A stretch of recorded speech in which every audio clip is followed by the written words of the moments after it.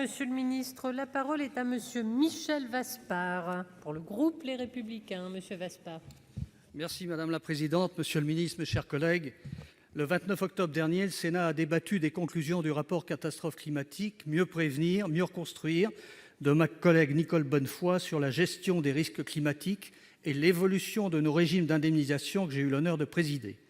Le rapport conclut qu'une modernisation de nos politiques de prévention et d'indemnisation est indispensable pour relever durablement le défi du changement climatique.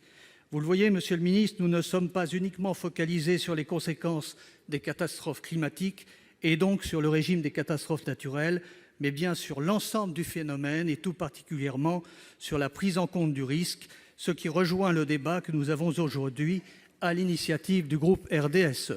Pour ces raisons, nous avons successivement proposé de renforcer le rôle du conseil de gestion du fonds Barnier et de supprimer les sous-plafonds pour donner davantage de souplesse à sa gestion, d'achever la politique d'élaboration des plans de prévention des risques naturels, d'accélérer le traitement des demandes de labellisation des programmes d'action de prévention des inondations, les PAPI, et de simplifier les procédures applicables aux actions réalisées dans ce cadre, de créer des instruments juridiques adaptés aux territoires confrontés au recul du trait de côte, enfin de créer des conditions pour développer une culture du risque chez nos concitoyens. Pourquoi ce rappel ? Parce que le transfert de la compétence GEMAPI a profondément fait évoluer le rôle des élus qui sont devenus acteurs de la prévention des risques, et cela alors même que la frontière entre ce qui relève de la GEMAPI et ce qui n'en relève pas n'est pas claire et que le modèle financier n'est pas réaliste, et ce n'est pas vous, Monsieur le Ministre, qui pouvez me contredire. Mais surtout aussi parce que le CGEDD et l'IGA ont été mandatés pour évaluer l'efficacité de la mise en œuvre des PAPI et qu'ils sont en ce moment même en train d'examiner certaines des solutions que nous proposions dans nos travaux. Alors, Monsieur le Ministre, est-ce que pour une fois, ceux qui veulent faire bouger les choses vont l'emporter sur les conservateurs? Est-ce que pour une fois, la voix des élus va être entendue auprès de l'administration centrale? Merci Monsieur Vaspart. Monsieur le Ministre, vous avez la parole. Merci Madame la Présidente, Mesdames et Messieurs les sénateurs. Monsieur le sénateur, le gouvernement a lu avec attention le rapport qui a été fait par le Sénat sur l'indemnisation et la prévention des risques climatiques.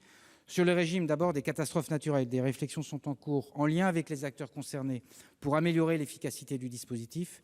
Sur la prévention des risques, nous vous confirmons que le fonds Barnier est un levier essentiel du financement de la politique de prévention des inondations. Le plafonnement actuel du fonds Barnier n'obère pas son efficacité en raison de la trésorerie encore disponible. La gouvernance du fonds Barnier va être rénovée avec l'implication plus importante de ce que vous avez dit, du comité d'orientation des risques naturels majeurs rassemblant toutes les parties prenantes.